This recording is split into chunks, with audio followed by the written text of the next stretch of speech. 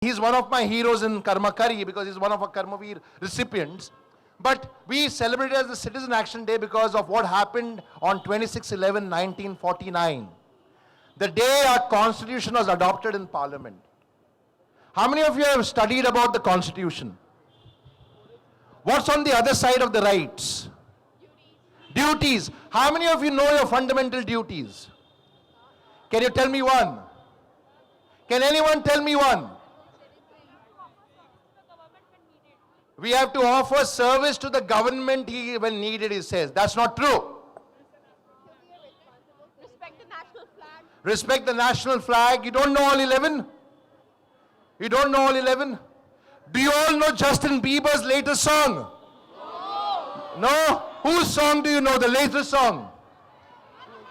So why don't you know your fundamental duties as citizens of India? Why? Why don't you know your fundamental duties as citizens of India? Most youngsters tell me, sir, nobody told us. We have to give equality and justice to everybody. Yes, that's a part of the right, right? So please go and study your fundamental rights and duties probably because that's a responsibility, right? Okay, now there are 11 fundamental duties. Respect 11. our national anthem. Yes, respect our national anthem, part of a fundamental duty, right? Okay, we'll stop here. What I'm trying to say is, are the fundamental duties important? Why? Because you have a responsibility as a citizen. If you're not fulfilling that responsibility, how can you blame the country for what is going wrong? Right? A lot of youngsters tell me, sir, nobody told us, we don't know. And I tell them, you made Sunny Leone the most searched person on the internet. So why can't you search for your rights and duties on the internet? Yes or no? Right? So please sit down. Thank you. I'm sure all of you know of Sunny. I told you about Mr. Jeet Paul and his values, and the same values is what most heroes embody. All right, shall we have your attention? Shall we come back to one meeting, please? Please sit down. I'm going to tell you about some real ordinary people who are doing extraordinary work. Some of the people about whom I wrote in my book, right? Okay? Do all of you believe that you have the same gifts and potential that every human being has? How many of you believe that? Yes or no? The rest of you don't believe that you have the same gifts? No? No? Okay. So I'm writing a small book. It's called Karishma the Miracle, right? In which my claim, my opinion is that every human being is born with the same gifts. All of us are born with the same gifts, but most of us don't open them. Why do we not open them? Because we are scared and fearful of change, right? Transformation. I have a very dear friend of mine. His name is Nick. Nick plays soccer. How many of you play soccer? All right? Very nice. Nick plays golf. How many of you play golf? No one as yet? Okay, we have one over there. All of you can also learn golf, right? Yes or no?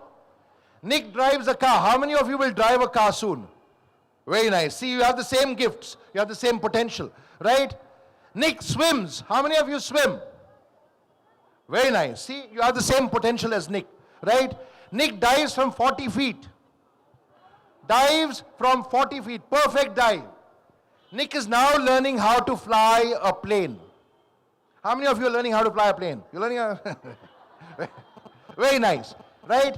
So what's so great, you will say, right? What's so great? Well, Nick, when he was 10 years old, tried to commit suicide. When Nick was 10 years old, he tried to kill himself. Because he was tired of his life. He didn't want to live. You know why he didn't want to live? He didn't want to live. I'll tell you why he didn't want to live later. And he tried to kill himself very creatively. He didn't consume poison. He didn't cut his wrist like they show you in Hindi movies. Yeah? He submerged himself in his bathtub and tried to drown himself. He couldn't withstand the pressure, so he came out of his bathtub. And the first time, he says, unfortunately, I survived. Unfortunately, I survived. The second time, He made up his mind that he will do it this time and he will kill himself, and very strong mindset is what he formed. And the second time he ensured that he would do everything. So even tied up his hands before submerging himself in the thing, right? But there were no hands to tie. And there was nobody to tie his hands. So he submerged himself in the water and decided to go. And he would have killed himself. His mother saved him. And he says, fortunately, I lived, not survived. Fortunately, I lived. Now, the reason Nick did this is because Nick was born without any legs or hands. His name is Nick Vujicic. His name is Nick Vujicic. He's 39 years old today. And his biggest worry when I first met him in 2010 was, Jerry, I want to get married. And I would tell him, get married, Nick. All the women love you. And they really love him. And he would say, but Jerry, how will I hold her hand? And today he tells me, I'm holding her by the heart. He got married 2 years ago. So that's Nick Vujicic, a person born without legs and hands who's found his unlimited potential. So you all have the same gifts. And Nick is today a highly paid motivational speaker. Our paths cross a lot because we end up in the same forums. And high energy. I think I have high energy, but Nick has higher energy. And Nick has a 1-year-old son now. Very devoted to his wife. And you know why he became a motivational speaker? Because he says, I don't want anyone to think of killing themselves like I did when I was 10 years old. So he says, I want to tell the youngsters, stay strong. There will be hard moments, but don't break down. That's courage, right? Courage is knowing fear and still taking a stand, still standing up to it. That is what courage is. So Nick Vujicic, real hero. He is a co-writer in my next book called Karishma the Miracle. I have a Bengali lady in my book, and I'll tell you about her first. Her name is Subhashini Mistry. Very ordinary person, if you think about the way ordinary is defined nowadays, because those people don't get featured in media or on television or radio shows, right? And therein is my journey of telling stories of real heroes. Subhashini Mistry is what is called in most Indian households as a Kamwali Bai. You know a Kamwali Bai? Right? What does a Kamwali Bai do? Jadu, pocha, bartan. She scrubs utensils, washes clothes, scrubs floors, right? That's what Subhashini Mistry did for 20 years. After she lost her husband at the age of 43, when she was 43 years old, her husband died because of a small ailment called gastroenteritis. What is the ailment? Gastroenteritis, right? So her husband died because they didn't have money for health care. Most of us would have ended up cursing government, cursing doctors. Subhashini Mistry had no time to do that because now she had to fend for herself. She had to earn her daily money to live because her husband was the breadwinner. Most people would have probably given up on life. But Subhashini Mistry had huge grit, determination, and resourcefulness. She had already made up her mind that she is going to build a hospital. So the only thing she could do is work in people's homes, scrubbing utensils, washing clothes, cleaning floors, right? She did that for 20 years, from the age of 43 to the age of 63. That was a day job. In the evenings, she would buy vegetables from the wholesale market and sell them on the streets of Kolkata, erstwhile Calcutta, right? And after 20 years, she saved 20,000 rupees. And with the 20,000 rupees, she built a small shed to provide free health care for people who are poor. Today, that small shed has become a big hospital. It's called the Hope Hospital. The Hope Hospital. And it doesn't stop there. She's educated people from a slum and made them into doctors and nurses. And they administrate the hospital today. She's 87 years old. It's a multifunction, state-of-the-art hospital. Subhashini Mistry, who's never gone to school. She's never gone to school like all of you, right? But they are all grateful for the life they have, and they've decided to make a difference in society. There's another man featured in my book whose name is Lakshman Singh. Lakshman Singh wears a white kurta, wears a white pajama, and starts at 4:30 in the morning. When he starts out from his house, by the time he's crossed 100 meters, 45 to 50 people have joined him. They are all going into another village to convert a wasteland into a wetland. A wasteland into a wetland. With indigenous farming methods. Lakshman has never gone to school again. But he has converted over 300 villages from wastelands into wetlands, and because of him, over 500,000 people have livelihood and dignity of life today. That's a real hero, right? So this is my idea of real heroes. I've given you some examples. Sir Jeet Paul also exemplifies the concept of real heroism because he lived a life of purpose. And to sum up, the hero in you is about finding your purpose, living the human values, and making a contribution to make a difference in our world. Thank you so much. Pleasure talking to all of you and great learning with all of you. Very grateful and highly obliged. Thank you. Right, children, can you hear me? Okay, now I have been watching all of you sitting in the corners and sitting right here because we now want that we will be selecting 5 students who will be coming on stage and discussing with all of us in the mode of panel discussion along with sir here leading the discussion. Is that all right? Yeah? So the 5 who have been checked out, I'm sure you know who the 5 are. So just gather your thoughts together. I think you already know. I can hear you whispering, oh my God, is it me? Yes, it's many of you. So gather your thoughts together while I will request Mr. Biman Bihari Das. He, as you heard, is a very renowned sculptor and he has made the statue of our sir for us. He would like to speak to you children.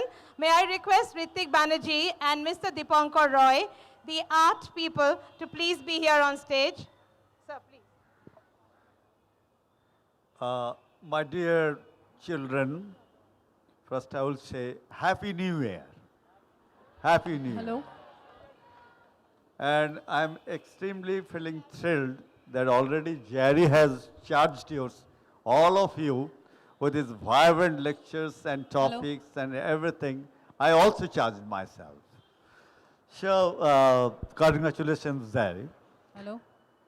I just Jimmy, wants to tell you something. as we prepare for the panel discussion, Statue please you come have up on stage. already looking Thank at. you. Please join Jerry. Oh. Then I want to tell you the process of preparing the statues. All of you have got an art section. I think you do every day the art exercise with your art teachers, watercolors, sketches, drawing, modeling, and everything. But the statue has got a process you perhaps don't know. The first thing is, when you prepare a statue, the first medium will be the clay. So welcome, this Jerry, statue please. has prepared by me in my Delhi studio, my house in Delhi studio. I have brought all the Bengal clay, the very beautiful creamy clay from Bengal I have brought to Delhi. Then I started clay modeling just like this size. This size called a 1.5 life size, means 9 feet height, 9 feet. 9 feet height of the original. So similarly, I started the clay modeling with the structure, with the required structures and all that. Then it takes a time to accurate the Jeet Paul's, the feature, resembles, essence, and the anatomy, and the drapery. So all has done in the clay modeling stage.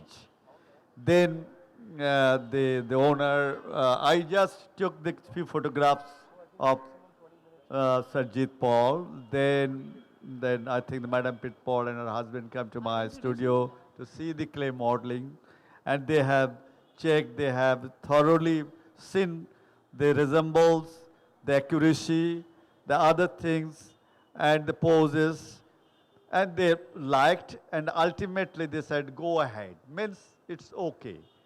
After that, nothing is there is a technical process. Technical process is that I prepared the plaster mold out of the clay modeling. Then out of the plaster mold, then I prepared a fiberglass model of the same. Listen to me carefully. Of the same. Then from the fiber model, then I will again go for the POP piece mold.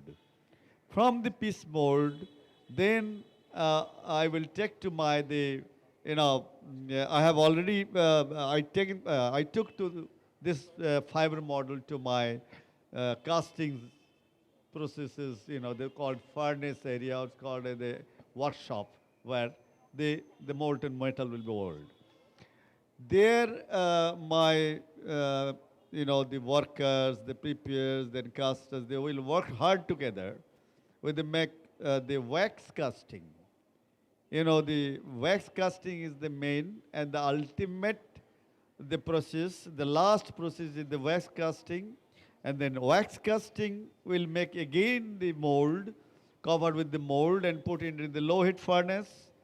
Then the wax will melt, then molten metal will be poured into that. When several pieces, this has got about 11 pieces. Can you believe that? This is the one statue. That piece is 11 pieces inside and all these welded with the same metal and finishing and rubbing. Ultimately, the statues come with the same thickness and the height is. So this is the longest process of called a bronze statue. It's not easy. Just for a few days, it takes quite a lots of months to prepare the statue. And ultimately, when I installed the statue, that was the raw. Then I cleaned with the nitric acid with the clean the statue. Then I put the chemicals. Then ultimate result you are watching. This ultimate result with these 3 chemicals inside, not color. This is not a color. It is a chemical reaction. Now the last